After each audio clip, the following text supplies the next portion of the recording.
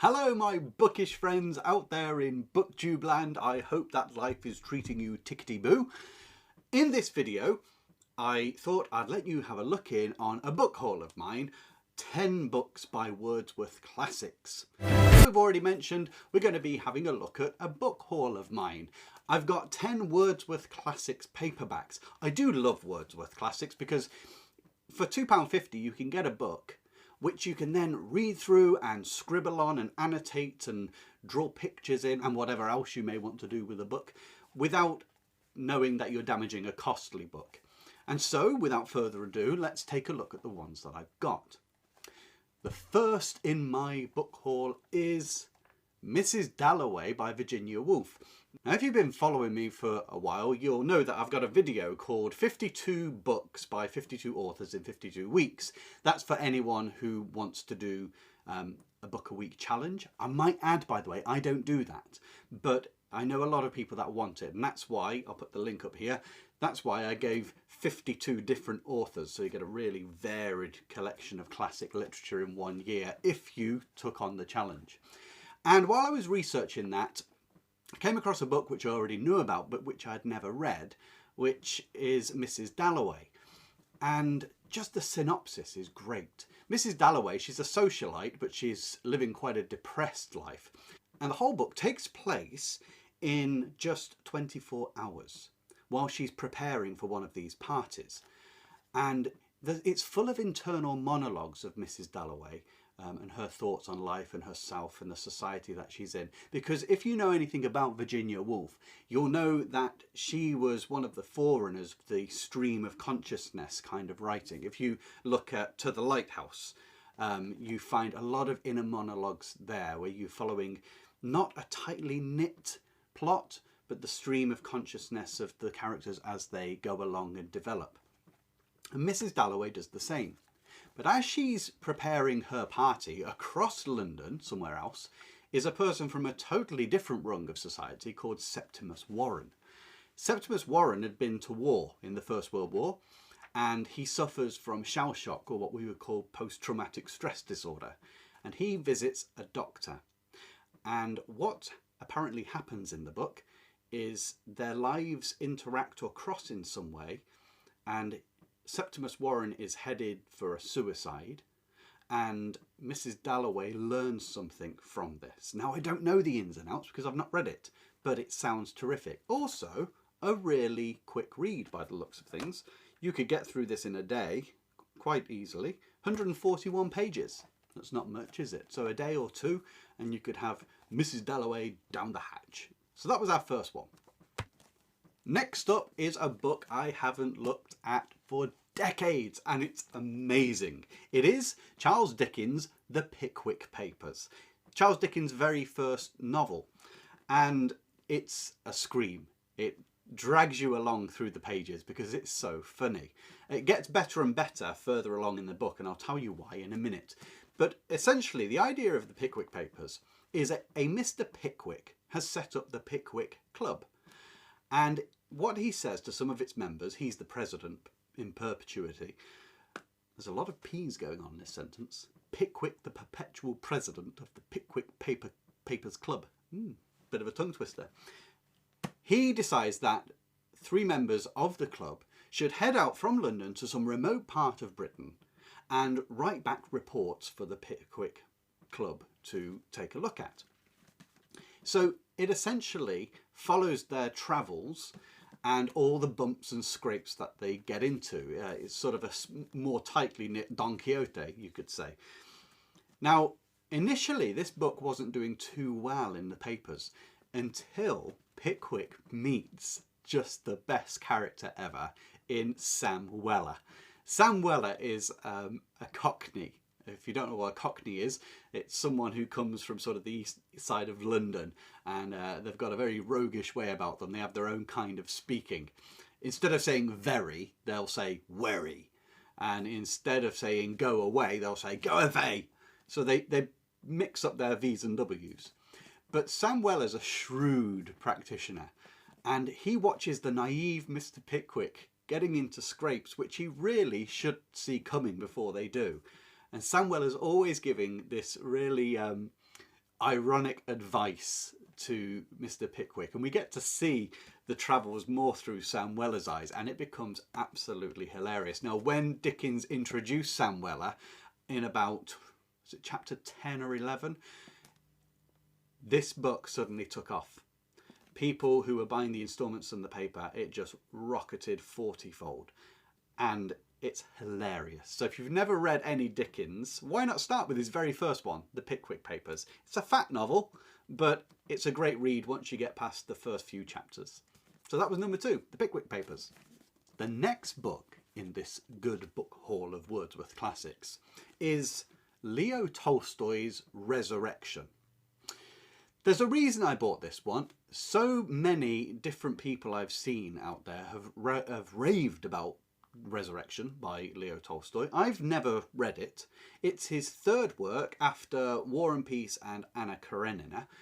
And of course, those two are absolute behemoths of books. And maybe Tolstoy got the hint from the public, because if you look at this, it's about a third of the size of the other two books. So you can get through it in less than a year.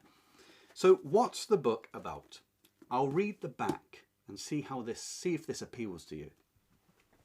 This powerful novel, Tolstoy's third major masterpiece after War and Peace and Anna Karenina, oh, I've already said that, begins with a courtroom drama, the finest in Russian literature, all the more stunning for being based on a real-life event. Dmitry Nekhlyudov, called to jury service, is astonished to see in the dock, charged with murder, a young woman whom he once seduced, propelling her into prostitution. She is found guilty on a technicality, and he determines to overturn the verdict. This pitches him into a hellish labyrinth of Russian courts, prisons, and bureaucracy, in which the author loses no opportunity for satire and bitter criticism of a state system, not confined to that country, of cruelty and injustice. This is Dickens for grown-ups, involving 100 characters, crime and punishment brought forward half a century. With unforgettable set pieces of passion, conflict and social injustice, Resurrection proceeds from brothel to courtroom, stinking cells to offices of state, luxury apartments to filthy life in Siberia. The ultimate crisis of moral responsibility embroils not only the famous author and his hero, but also you and me.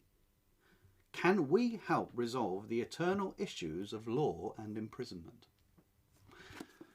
Sounds pretty tasty. Doesn't exactly sound like a light read, but apparently it's beloved by Tolstoy fans, and I've never read it, so I will give that a go. First of all, I have to get Anna Karenina out of the way.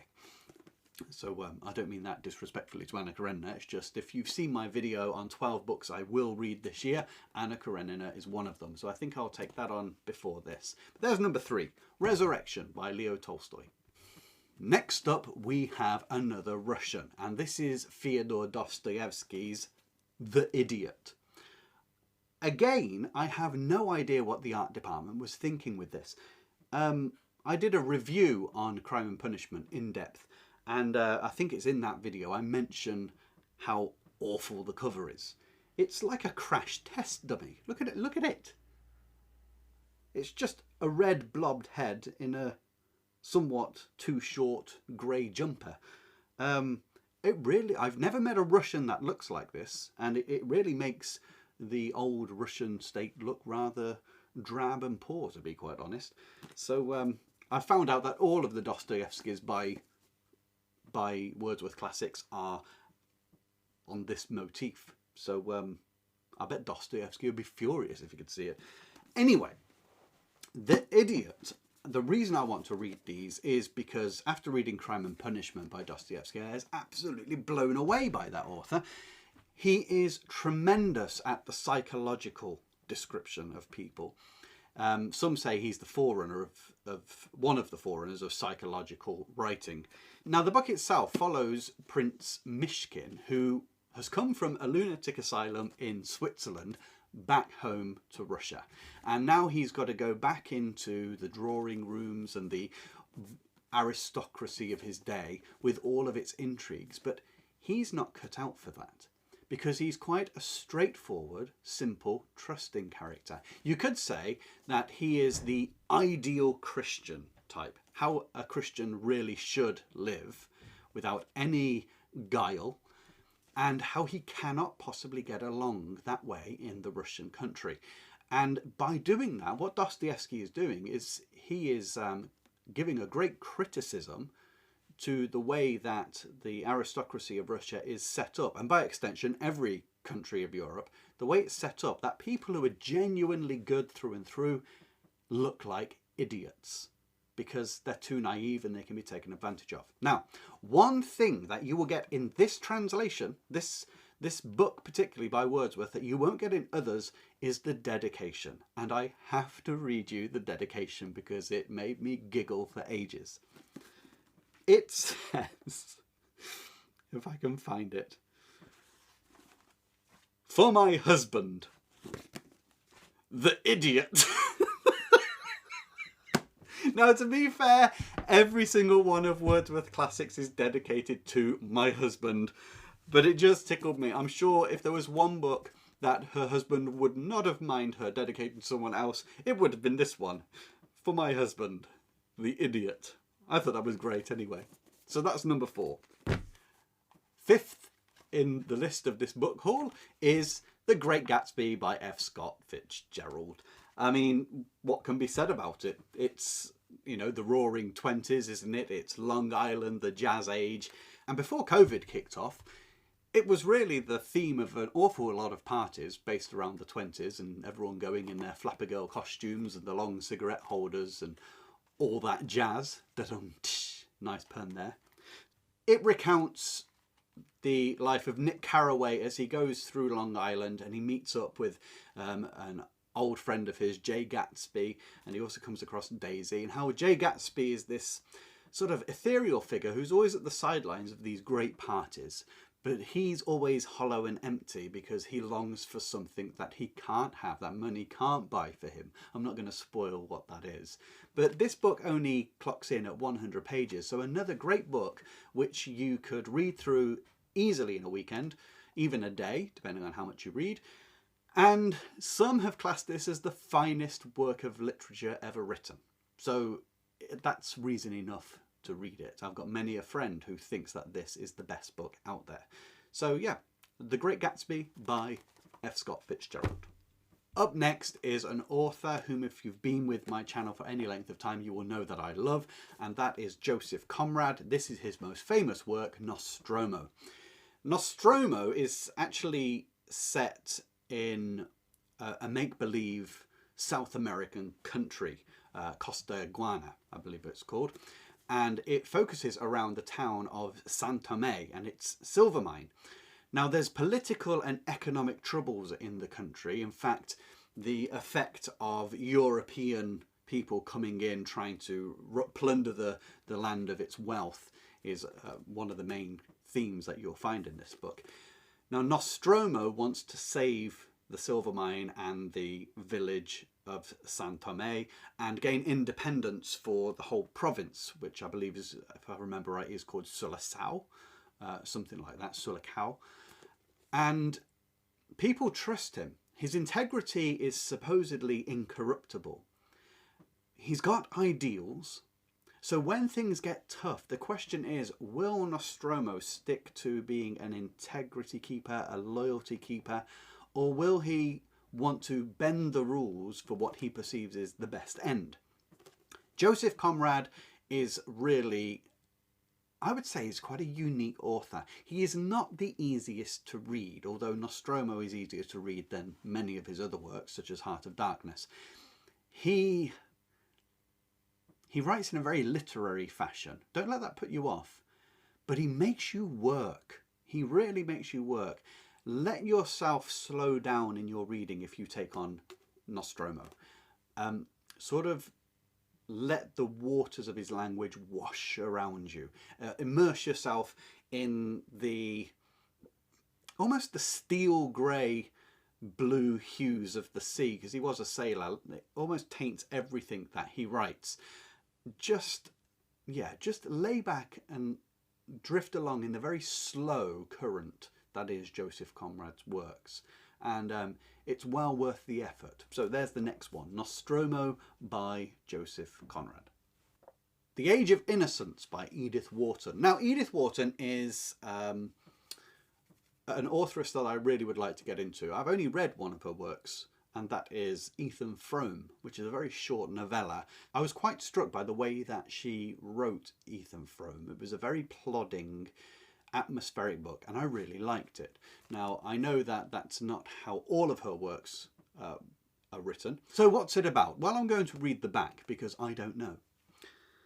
Widely regarded as one of Edith Wharton's greatest achievements, The Age of Innocence is not only subtly satirical, that's good, I like satire, but also a sometimes dark and disturbing comedy of manners in its exploration of the eternal triangle of love.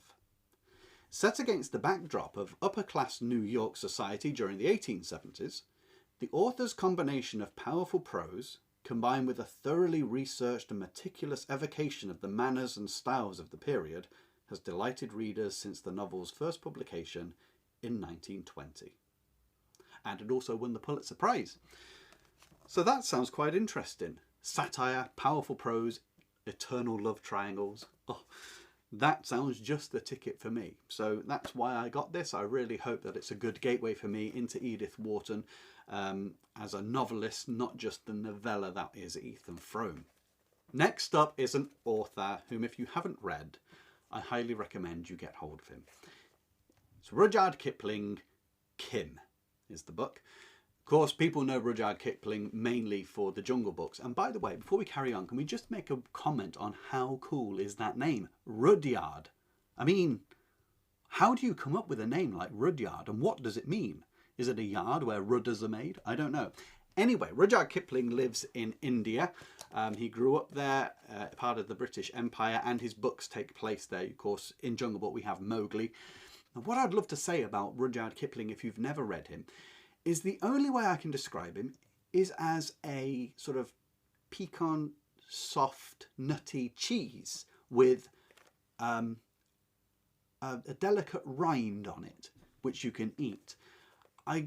Everything he writes is so nuanced and atmospheric in his own unique way.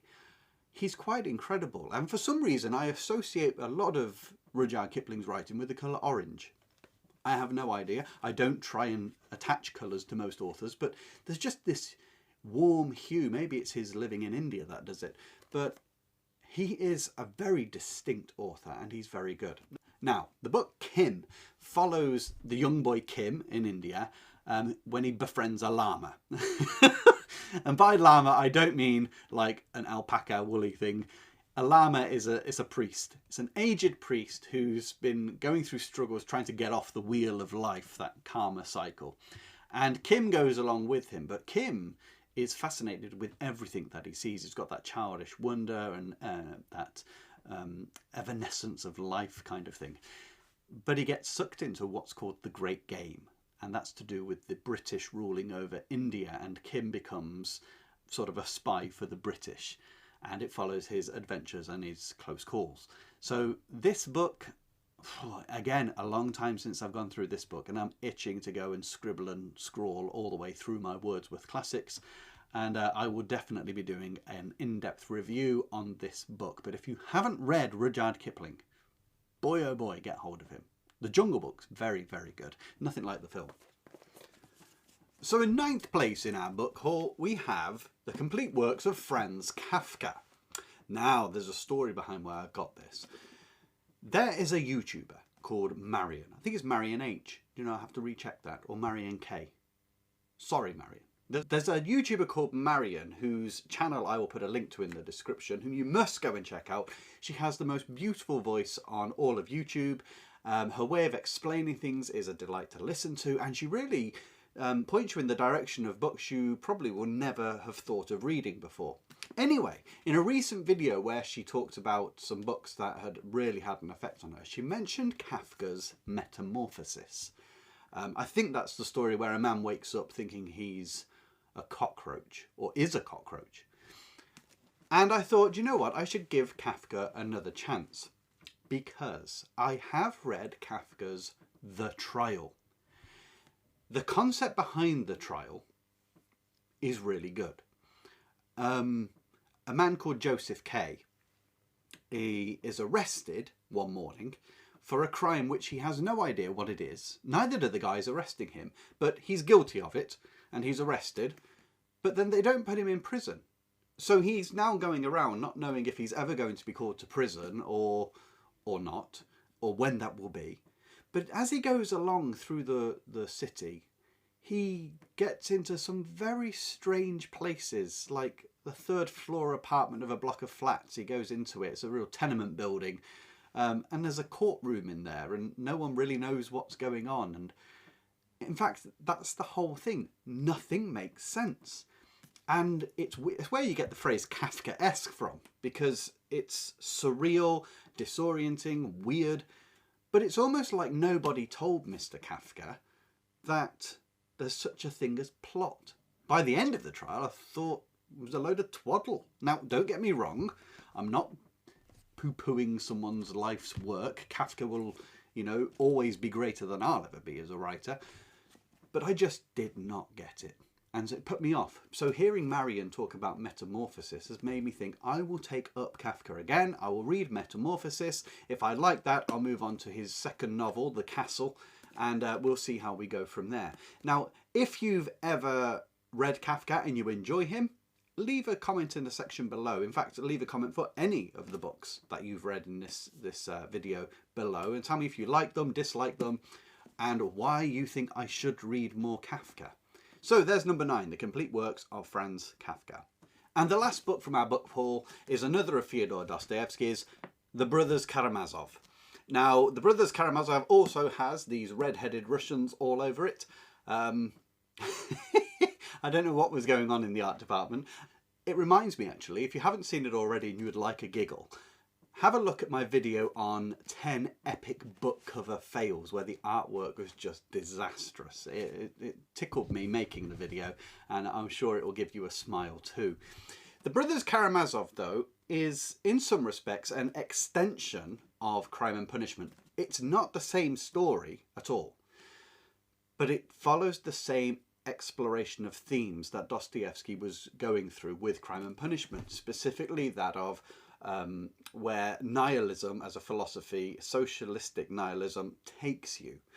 And he suggests that that's what he was going to do at the end of Crime and Punishment. It was take this idea further. And from what I've been told, The Brothers Karamazov is that piece of work. Sadly enough, a few months after he wrote it, Dostoevsky kicked the bucket. So it's a shame. He wrote a masterpiece of work and then didn't sit around to see how everyone responded to it. In the book, you have Fyodor Karamazov, the father, and he's waiting for some lucky encounter with the lady, an amorous tryst, when suddenly he's done in, which, talk about a bad first date.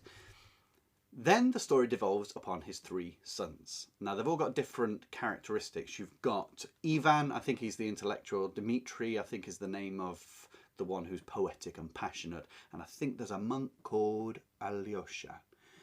And I believe one of them did kill their father. I don't know. I could be totally wrong there, so no spoilers. I haven't read it.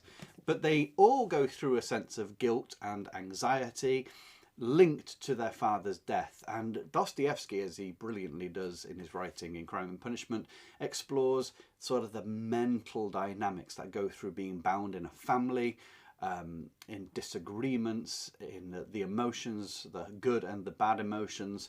But he focuses on the stress and anxiety and guilt, where even if you didn't commit the main crime, you feel guilty for adding to it in some way, being responsible for it. And as far as I've looked up about the Brothers Karamazov, that's essentially what the book will detail. So I am really, really looking forward to going through this book.